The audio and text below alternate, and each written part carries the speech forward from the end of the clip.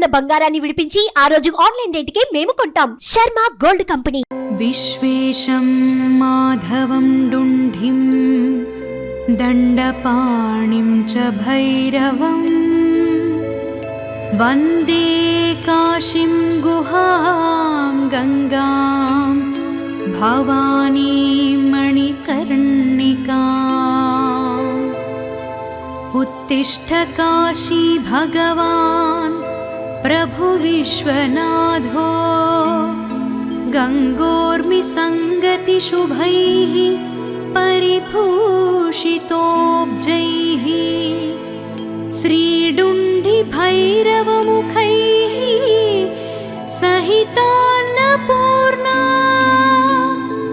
माता च वाञ्छिति मुदा तव सुप्रभातं सुप्रभातं सुप्रभातम्.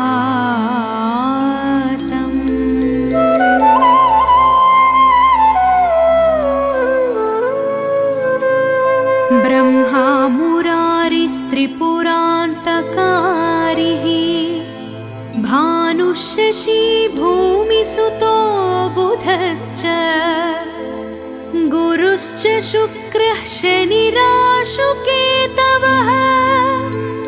कुर्वन्तु सर्वे भुवि सुप्रभातं सुप्रभातं सुप्रभातम्.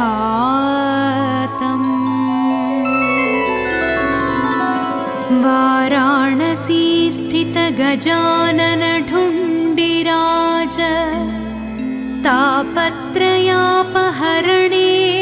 प्रथितप्रभावा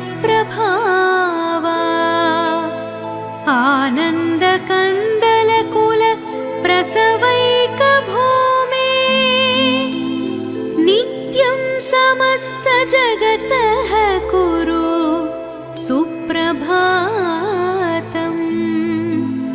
सुप्रभातं सुप्रभातम्.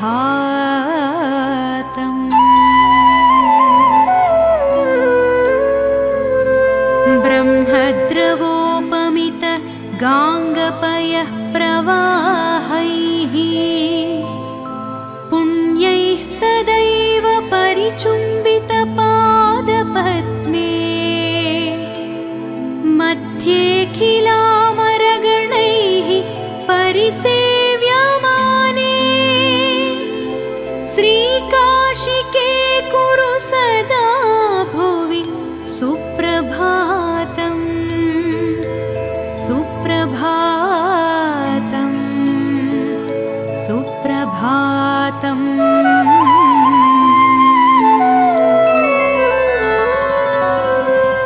प्रज्ञैरसङ्ख्यमठमन्दिरतीर्थकुण्ड प्रासादघट्टनिवहैः विदुषां वरैश्च आवर्जयस्यखिल विश्वमनांसि नित्यम् श्रीकाशिके कुरु सदा भुवि सुप्रभातं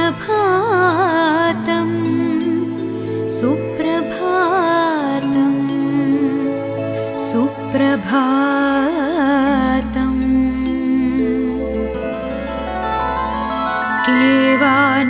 केवानरानुसुधियः कुधियो अधियो वा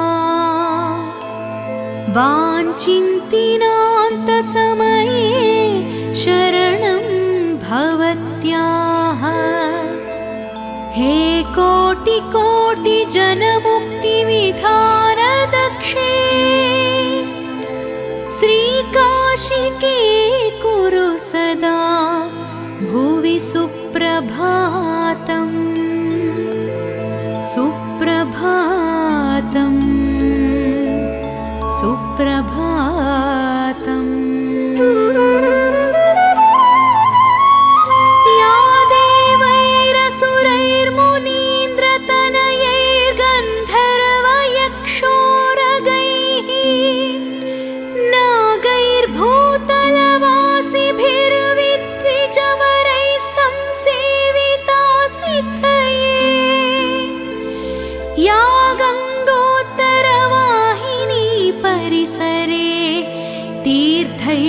सङ्ख्यैर्वृता सा काशी त्रिपुरारी राजनगरी देयात् सदा मङ्गलम्।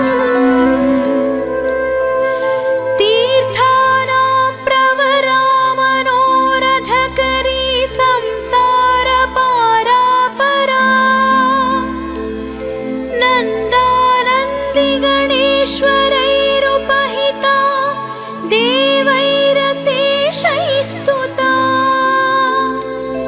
या शम्भोर्मणिकुण्डलैककणिका विष्णोस्तपोदीर्घिका सेयां श्रीमणिकर्णिका भगवती देयात् सदा मङ्गलम्। अभिनवबिसवल्ली पादपद्मस्य विष्णोः मदनमथनमौलिर्मालती पुष्पमाला जयति जय पताका काव्यसौमोक्षलक्ष्म्याः क्षपितकलिकलङ्को जाह्नवीनः पुनातु गङ्गां वारि मनोहरी मुरारि चरणच्युतम् त्रिपुरारि शिरश्चारि पापहारि पुनातु माम्। विघ्नावासनिवासकारण महागण्डस्थलालम्बितः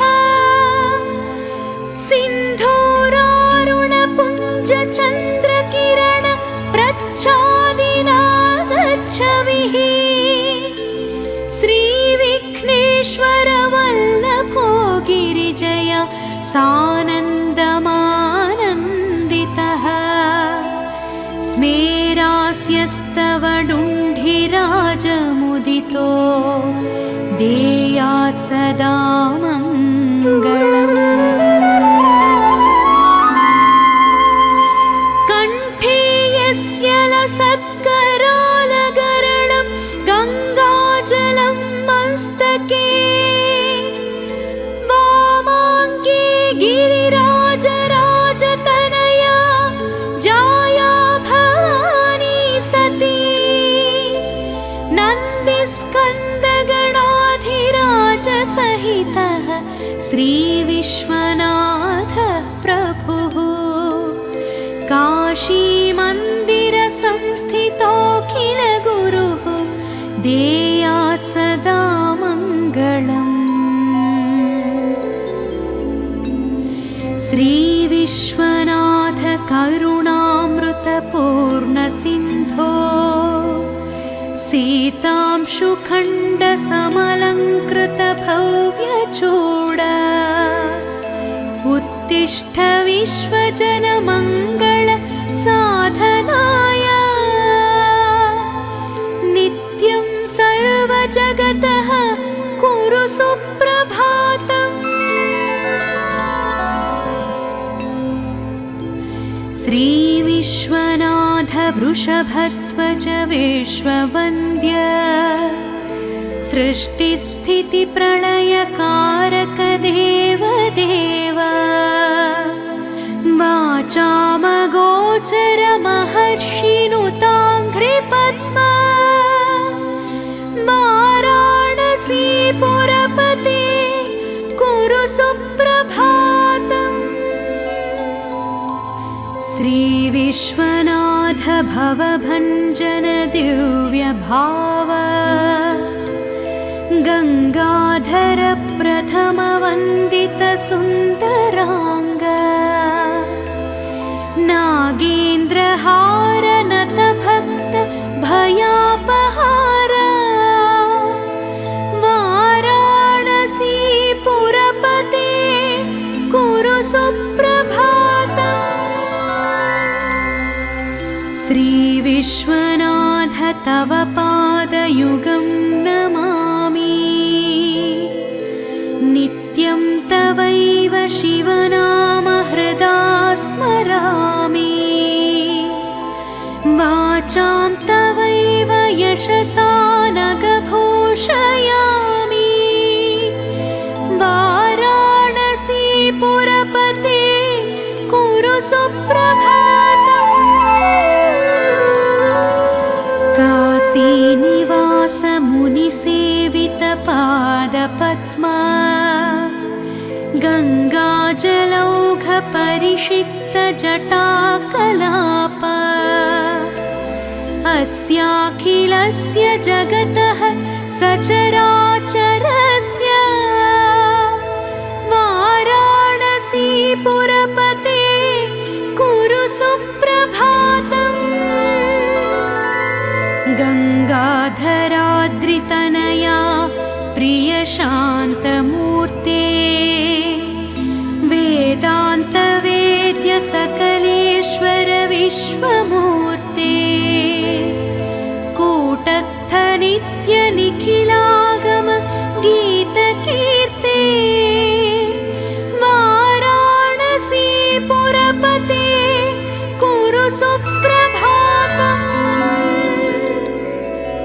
विश्वं समस्तमिदमध्यघनान्धकारे मोहात्मके निपतितं जडतामुपेतं भासा विभास्य परया तदमोघशक्ते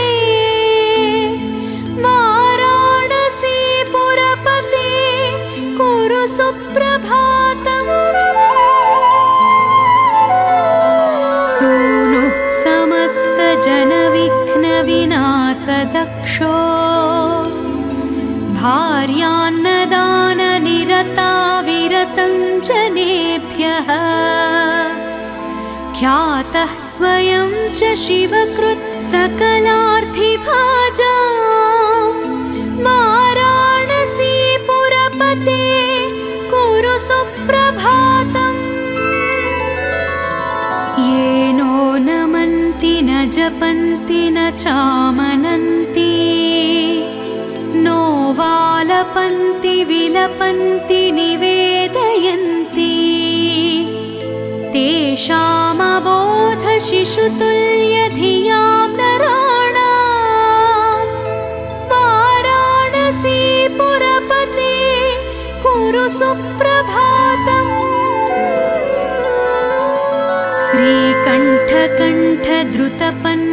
श्रीकण्ठकण्ठद्रुतपन्नगनीलकण्ठ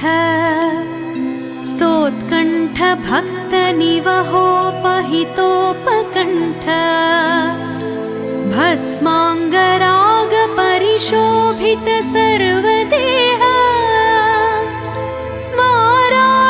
वाराणसीपुरपते कुरु सुप्रभातम्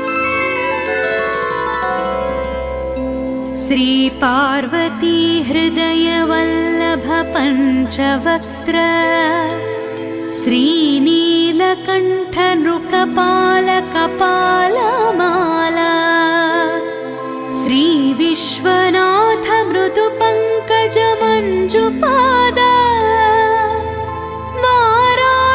वाराणसीपुरपते कुरु सुप्रभातम् दुग्धप्रवाहकमनीयतरङ्गभङ्गे पुण्यप्रवाह परिपालित भक्तसङ्गे नित्यं तपस्वी जनसेवित पादपद्मे गङ्गे शरण्य शिवदे कुरु सुप्रभातम् सानन्दमानन्दवने वसन्तम् आनन्दकन्दम् हतपापवृन्दम्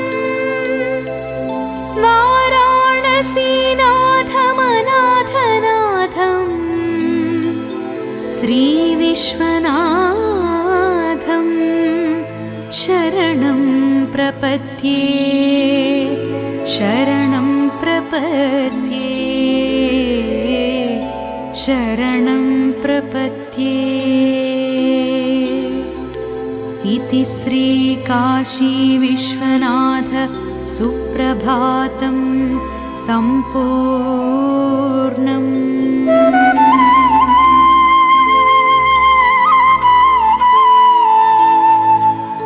विश्वेशं माधवं डुण्ढिं दण्डपाणिं च भैरवम् वन्दे काशीं गुहां गङ्गां भवानीं मणिकर्णिकाम्। उत्तिष्ठ काशी भगवान् प्रभु विश्वनाथो गङ्गोर्मिसङ्गतिशुभैः परिभूषितोऽब्जैः श्रीडुण्डिभैरवमुखैः सहितान्नपूर्णा माता च वाञ्छिति मुदा तव सुप्रभातम् सुप्रभातम् सुप्रभातम्।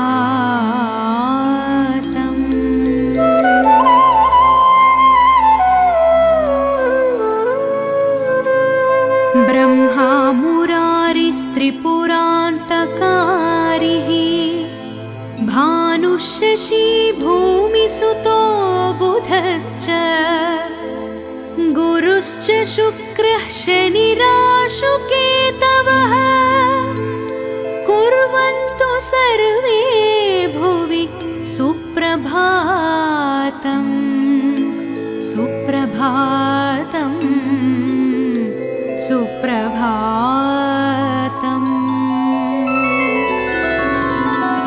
वाराणसी स्थित गजानन ढुण्डिराज तापत्रयापहरणे प्रथित प्रभावा आनन्दकन्दलकुल प्रसवैकभूमे नित्यं समस्तजगतः कुरु सुप्रभातं सुप्रभातं सुप्रभातम्।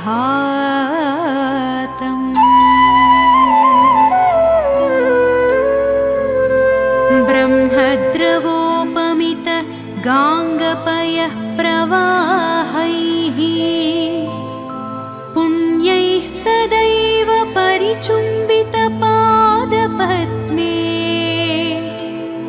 मध्येऽखिलामरगणैः परिसेव्यमाने श्रीकाशिके कुरु सदा भुवि सुप्रभातं सुप्रभातं सुप्रभातम्।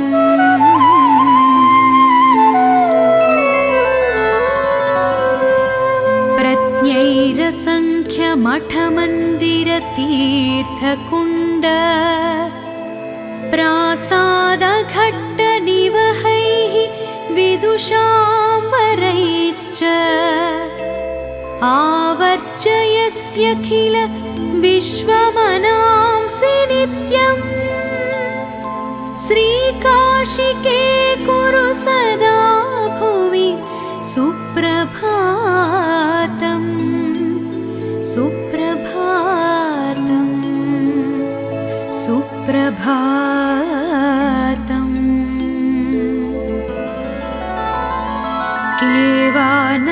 केवानरानुसुधियः कुधियो अधियो वा वाञ्छिन्तिनान्तसमये शरणं भवत्याः हे कोटिकोटिजनमुक्तिविधानदक्षे श्रीकाशिके कुरु सदा भुवि सुप्रभातं सुप्रभातं सुप्रभातम्। या देवैरसुरैर्मुनीन्द्रतनयैः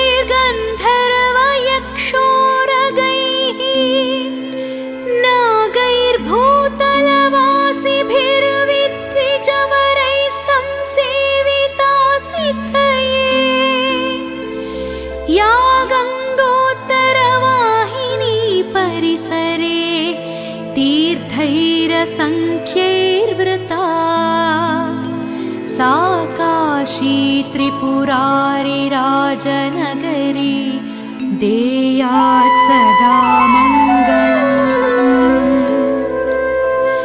तीर्थानां प्रवरा मनोरथकरी संसारपारापरा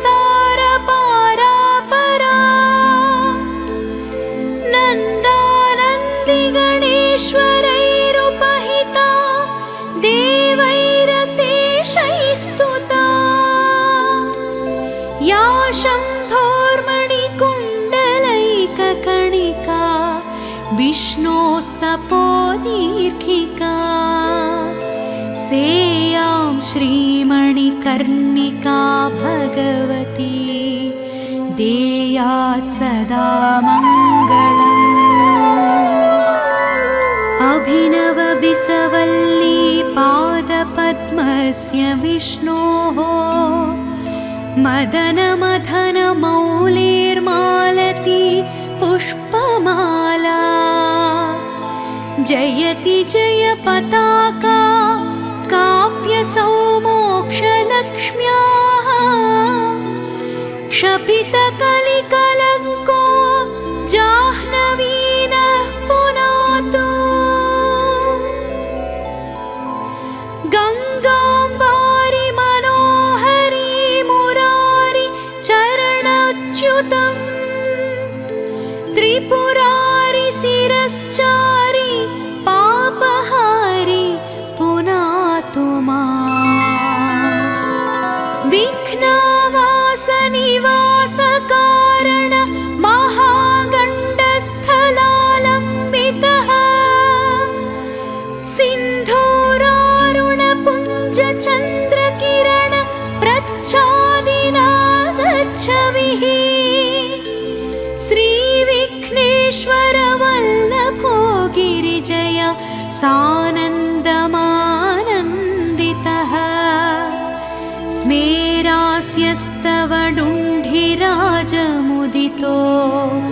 देयात् सदा मङ्गलम्। कण्ठे यस्य लसत्करालगरलं गङ्गाजलं मस्तके वामाङ्गे गिरिराजराजतनया जाया भवानी सती नन्दिस्कन्दगणाधिराजसहितः श्रीविश्वनाथः प्रभुः काशीमन्दिरसंस्थितोऽखिल गुरुः देयात् सदा मङ्गलम्। श्रीविश्वनाथ करुणामृतपूर्णसिन्धो सीतांशुखण्डसमलङ्कृतभव्यचूड उत्तिष्ठ विश्वजनमङ्गल साधनाय नित्यं सर्वजगतः कुरु सुप्रभातम्। श्रीविश्वनाथ वृषभध्वज विश्ववन्द्य सृष्टिस्थितिप्रलयकारक देवदेव वाचामगोचर महर्षिनुताङ्घ्रिपद्म वाराणसीपुरपते कुरु सुप्रभातम्। श्रीविश्वनाथ भवभञ्जन दिव्यभाव गङ्गाधर प्रथमवन्दित सुन्दराङ्ग नागेन्द्रहार नतभक्त भयापहार वाराणसीपुरपते कुरु सुप्रभातम्। श्रीविश्वनाथ तव पादयुगं नमामि नित्यं तवैव शिवनाम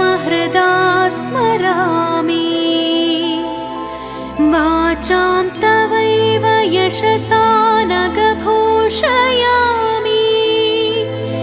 वाराणसी पुरपते कुरु सुप्रभातम्।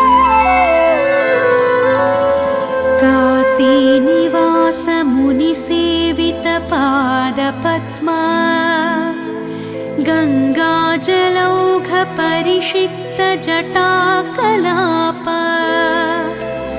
अस्याखिलस्य जगतः सचराचरस्य वाराणसी पुरपते कुरु सुप्रभातम्। गङ्गाधराद्रितनया प्रियशान्तमूर्ते वेदान्तवेद्य सकलेश्वर विश्वमूर्ते कूटस्थ नित्य निखिलागम गीतकीर्ते वाराणसी पुरपते कुरु सुप्रभातम्। विश्वं समस्तमिदमध्यघनान्धकारे मोहात्मके निपतितं जडतामुपेतम् भासा विभास्य परया तदमोघशक्ते वाराणसी पुरपते कुरु सुप्रभातम्। सूनुः समस्तजनविघ्नविनाशदक्षो भार्यान्नदाननिरता विरतं जनेभ्यः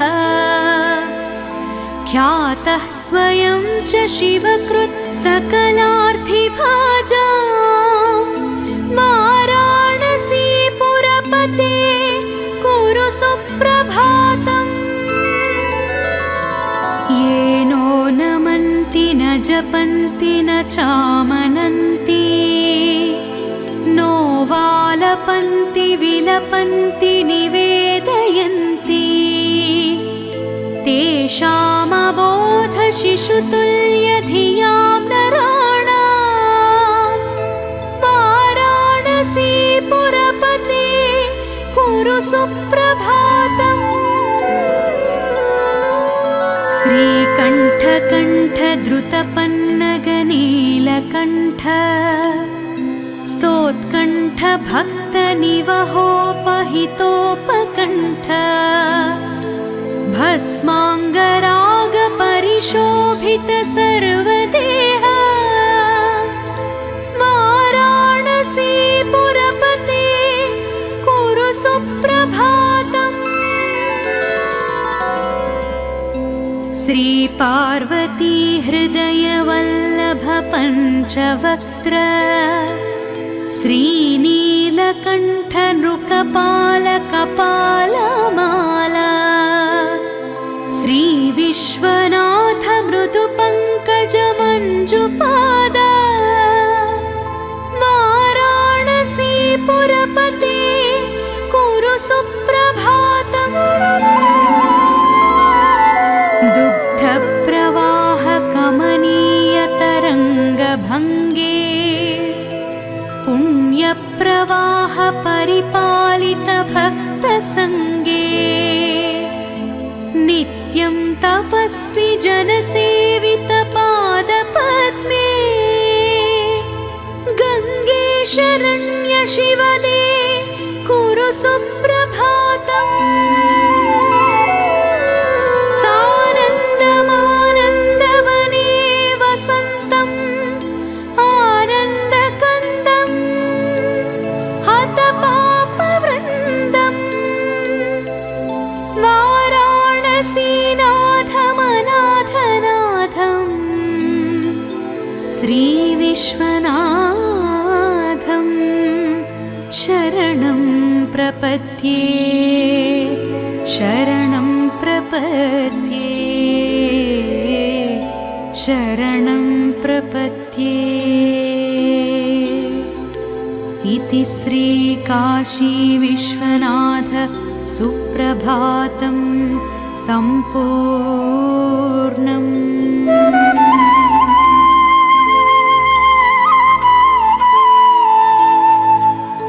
विश्वेशं माधवं डुण्ढिं दण्डपाणिं च भैरवम् वन्दे काशीं गुहां गङ्गां भवानीं मणिकर्णिकाम्।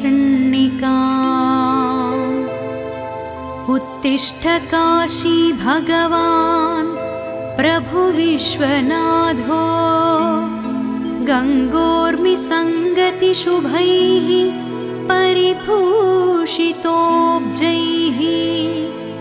श्रीडुण्डिभैरवमुखैः सहितान्नपूर्णा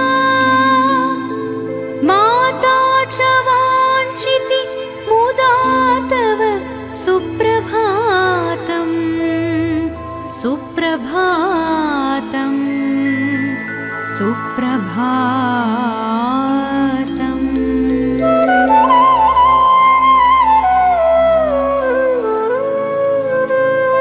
ब्रह्मा मुरारिस्त्रिपुरान्तकारिः भानुशशी भूमिसुतो बुधश्च गुरुश्च शुक्रः शनिराशुकेतवः कुर्वन्तु सर्वे भुवि सुप्रभातम्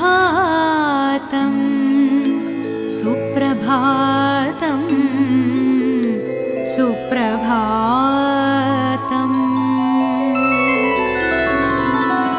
वाराणसी स्थित गजानन ढुण्डिराज तापत्रयापहरणे प्रथित प्रभावा आनन्दकन्दलकुल प्रसवैक भूमे नित्यं समस्त जगतः कुरु सुप्रभातम् सुप्रभातम् सुप्रभातम्।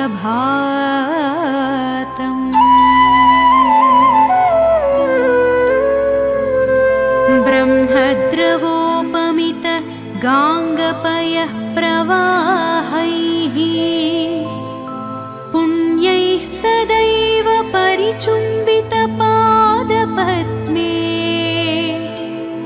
मध्येऽखिलामरगणैः परिसेव्यमाने श्रीकाशिके कुरु सदा भुवि सुप्रभातम् सुप्रभातम् सुप्रभातम्।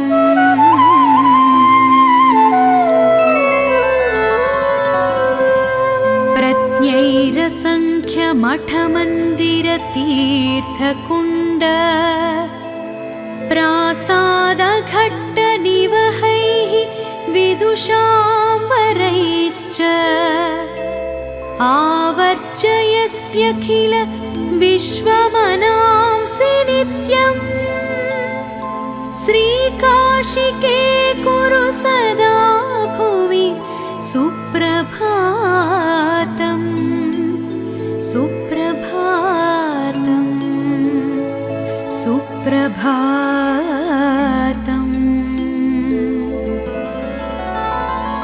केवानरानुसुधियः कुधियो अधियो वा वाञ्छिन्तिनान्तसमये शरणं भवत्याः हे कोटिकोटिजनमुक्तिविधानदक्षे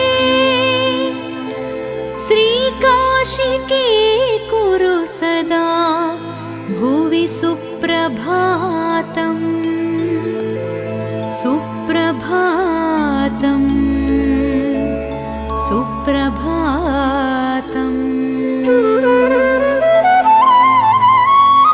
या देवैरसुरैर्मुनीन्द्रतनयैर्गन्धर्वयक्षोरगैः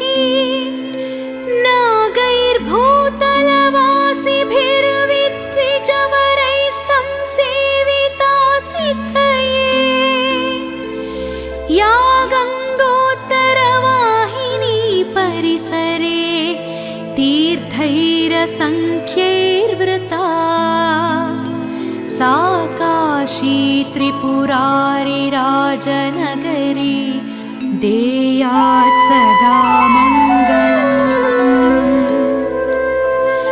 तीर्थानां प्रवरा मनोरथकरी संसार पारापरा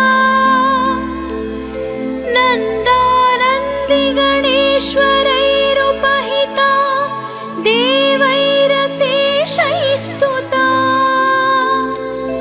या शम्भोर्मणिकुण्डलैककणिका विष्णोस्तपोदीर्घिका सेयां श्रीमणिकर्णिका भगवती देयात् सदा मङ्गलम्।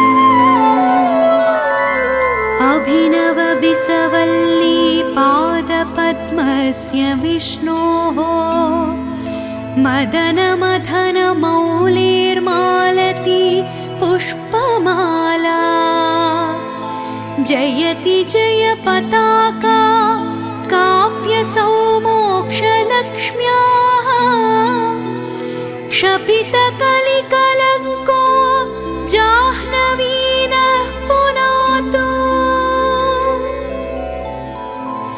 गङ्गां वारि मनोहरी मुरारि चरणच्युतम् त्रिपुरारि शिरश्चारि पापहारि पुनातु माम्।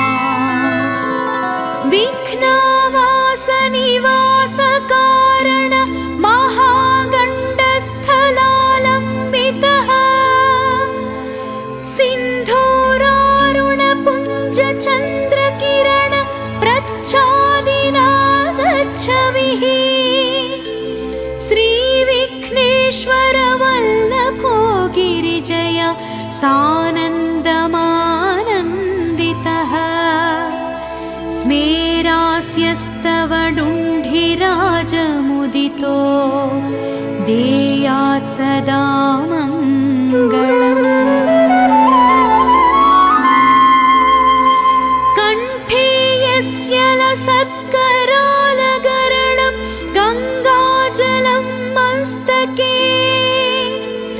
वामाङ्गे गिरिराजराजतनया जाया भवानी सती नन्दिस्कन्दगणाधिराजसहितः श्रीविश्वनाथः प्रभुः काशीमन्दिरसंस्थितोऽखिलगुरुः देयात् सदा मङ्गलम्।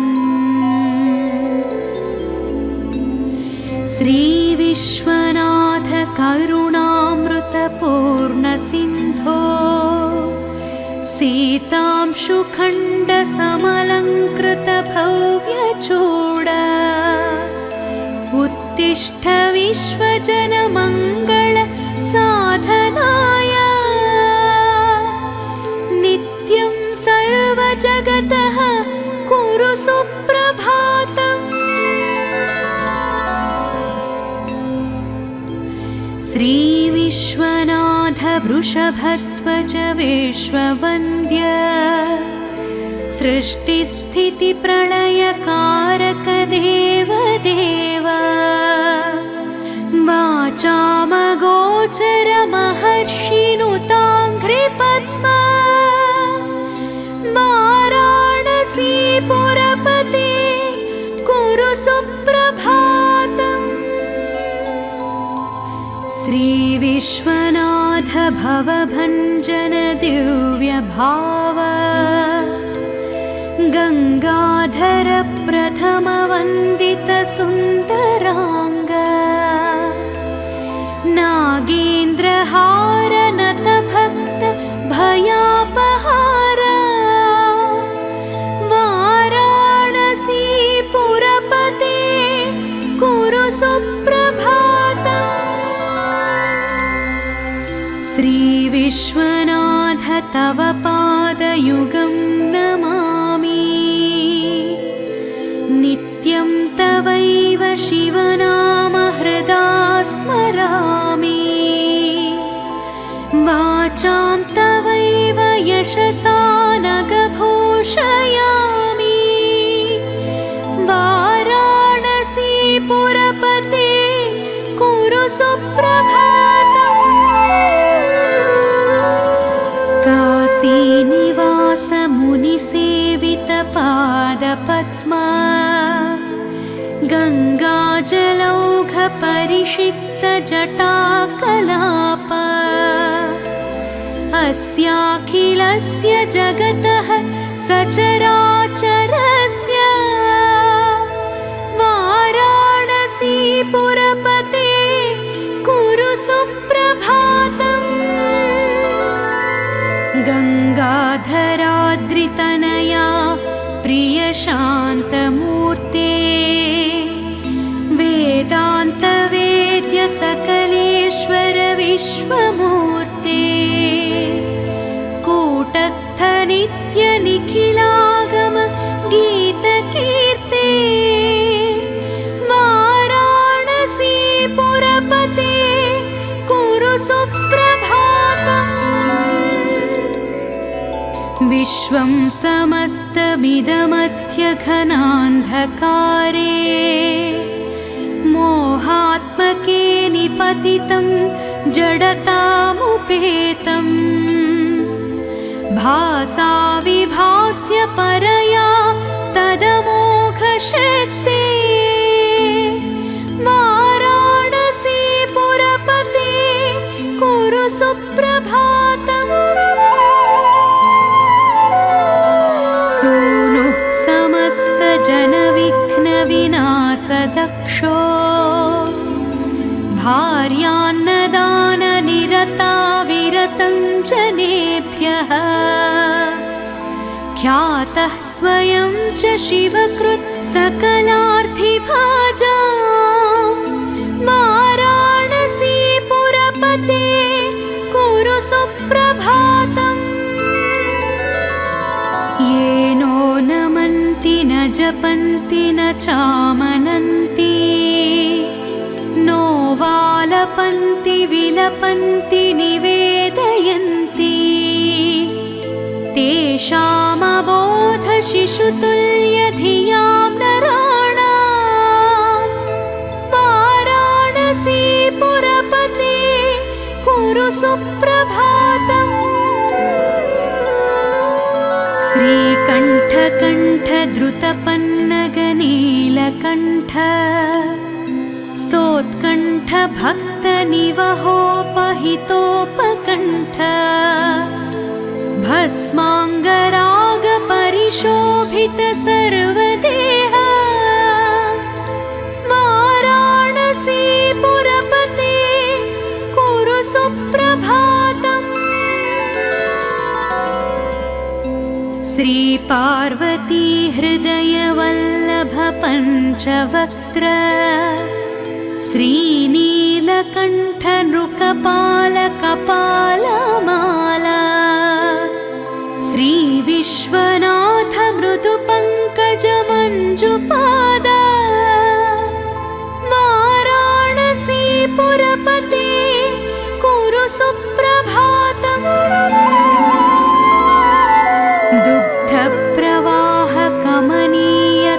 दुग्धप्रवाहकमनीयतरङ्गभङ्गे पुण्यप्रवाह परिपालित भक्तसङ्गे नित्यं तपस्वी जनसेवित पादपद्मे गङ्गे शरण्य शिवदे कुरु सुप्रभातम् सानन्दमानन्दवने वसन्तम् आनन्दकन्दम् हतपापवृन्दम्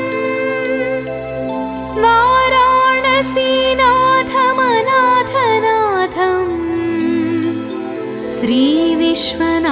श्रीविश्वनाथं शरणं प्रपद्ये शरणं प्रपद्ये शरणं प्रपद्ये इति श्रीकाशीविश्वनाथ सुप्रभातं सम्पूर्णम्।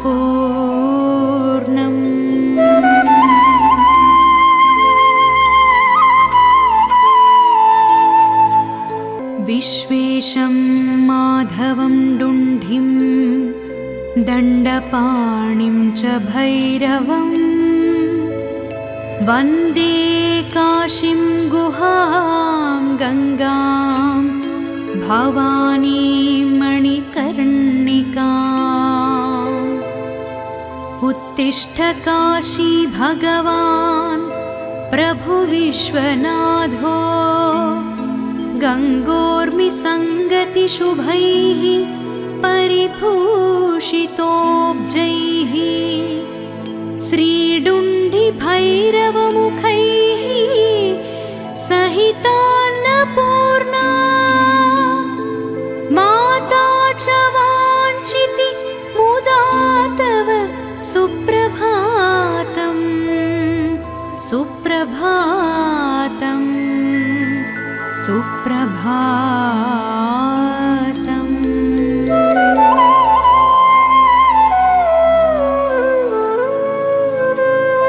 ब्रह्मा मुरारिस्त्रिपुरान्तकारिः भानुशशी भूमिसुतो बुधश्च गुरुश्च शुक्रः शनिराशुकेतवः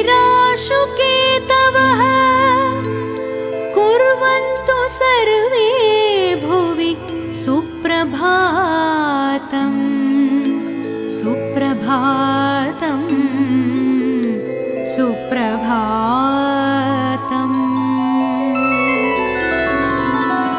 वाराणसी स्थित गजानन ढुण्डिराज तापत्रयापहरणे प्रथित प्रभावा आनन्दकन्दलकुल प्रसवैकभूमे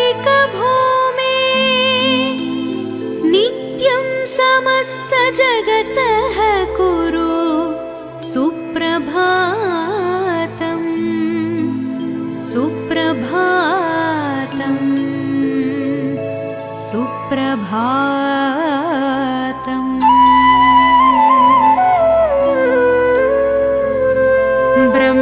ब्रह्मद्रवोपमित गाङ्गपयः प्रवाहैः पुण्यैः सदैव परिचुम्बितपादपद्मे मध्येऽखिलामरगणैः परिसेव्यमाने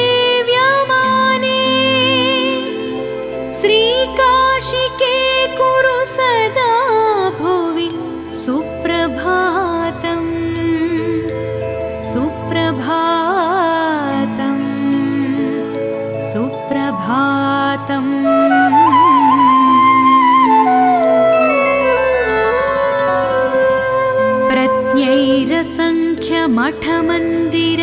प्रज्ञैरसङ्ख्यमठमन्दिरतीर्थकुण्ड प्रासादघट्टनिवहैः विदुषाम्बरैश्च आवर्जयस्यखिल विश्वमनांसि नित्यम् श्रीकाशिके कुरु सदा भुवि सुप्रभातम् सुप्रभातम् सुप्रभातम्।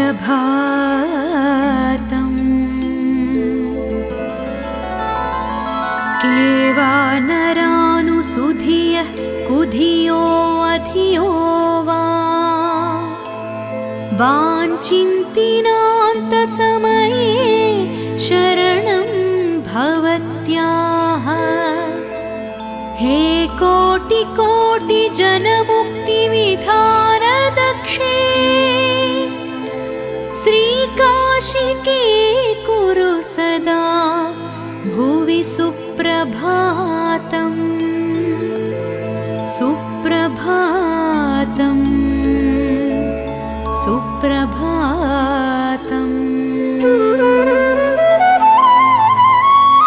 या देवैरसुरैर्मुनीन्द्रतनयैर्गन्धर्वयक्षोरगैः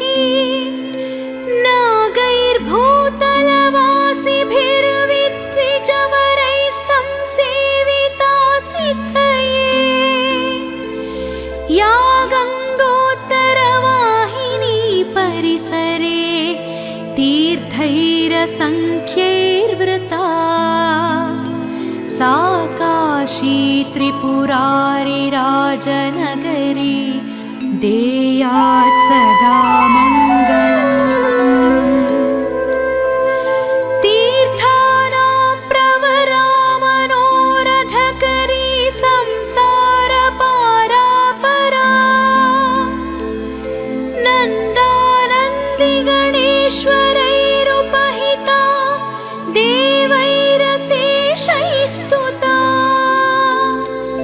या शम्भोर्मणिकुण्डलैककणिका विष्णोस्तपोदीर्घिका सेयां श्रीमणिकर्णिका भगवती देयात् सदा मङ्गलम्। अभिनवबिसवल्ली पादपद्मस्य विष्णोः मदनमथनमौलिर्मालती पुष्पमाला जयति जय पताका काव्यसौमोक्षलक्ष्म्याः क्षपितकलिकलङ्को जाह्नवीनः पुनातु गङ्गाम्बारि मनोहरी मुरारि चरणच्युतम् त्रिपुरारि शिरश्चारि पापहारि पुनातु माम्। विघ्नवासनिवासकारण महागण्डस्थलालम्बितः सिन्धूरारुणपुञ्जचन्द्रकिरण प्रच्छादिनागच्छविः श्रीविघ्नेश्वर वल्लभो गिरिजय सानन्दमानन्दितः स्मेरास्यस्तव डुण्ढिराजमुदितो देयात् सदा मङ्गलम्। कण्ठे यस्य लसत्करालगरलं गङ्गाजलं मस्तके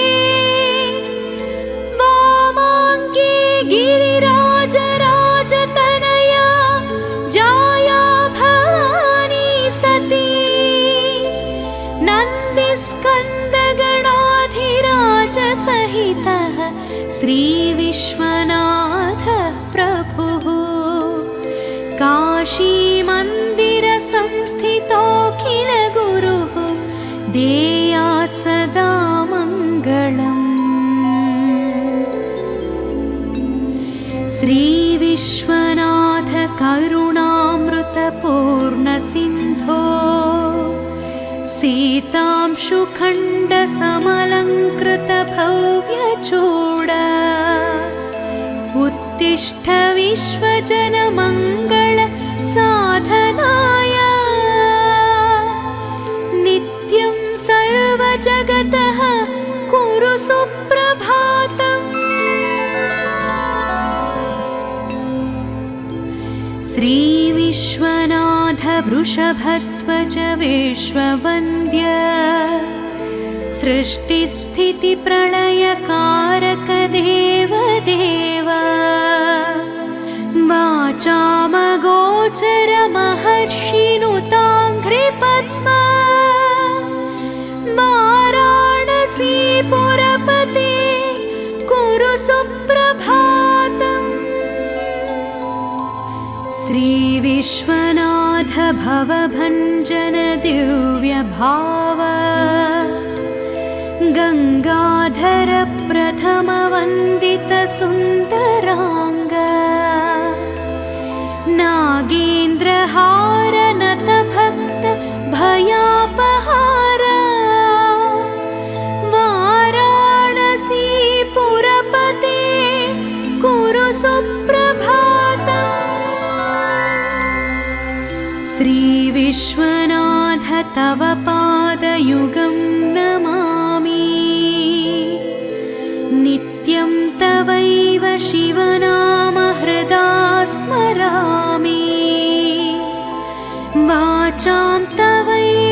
यशसा नगभूषयामि वाराणसी पुरपते कुरु सुप्रभातम् काशीनिवास मुनिसेवितपादपद्मा गङ्गाजलौघ परिषिक्त जटाकलाप अस्याखिलस्य जगतः सचराचरस्य वाराणसी पुरपते कुरु सुप्रभातम्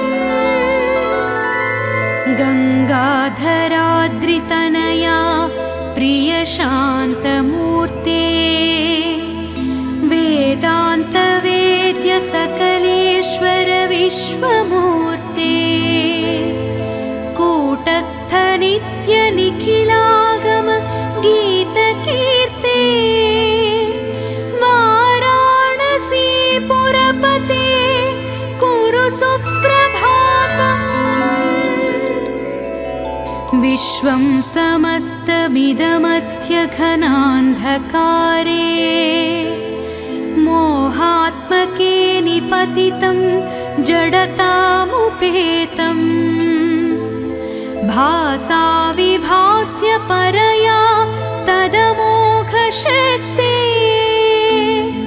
वाराणसी पुरपते कुरु सुप्रभातम् सूनुः समस्तजनविघ्नविनाशदक्षो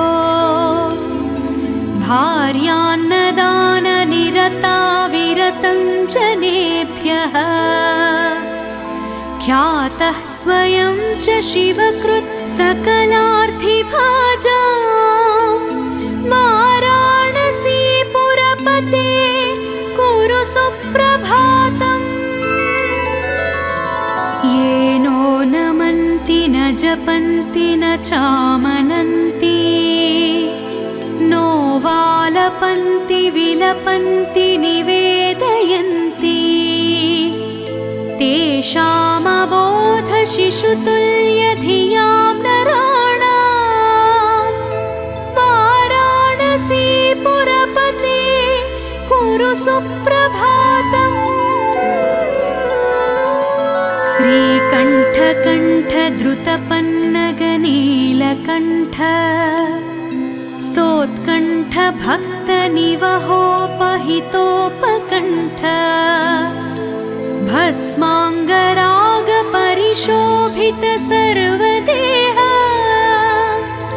वाराणसी पुरपते कुरु सुप्रभातम् श्रीपार्वती हृदयवल्लभ पञ्चवक्त्र श्रीनीलकण्ठ नृकपाल कपालमाला श्रीविश्वनाथ मृदुपङ्कज मञ्जुपाद वाराणसी पुरपते कुरु सुप्रभातम् दुग्धप्रवाह कमनीयतरङ्गभङ्गे पुण्यप्रवाह परिपालित भक्तसङ्गे नित्यं तपस्वी जनसेवित पादपद्मे गङ्गे शरण्य शिवदे कुरु सुप्रभातम् सानन्दमानन्दवने वसन्तम् आनन्दकन्दम् हतपापवृन्दम्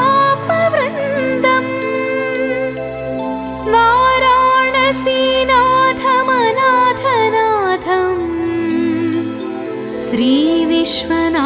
श्रीविश्वनाथम् शरणं प्रपद्ये शरणं प्रपद्ये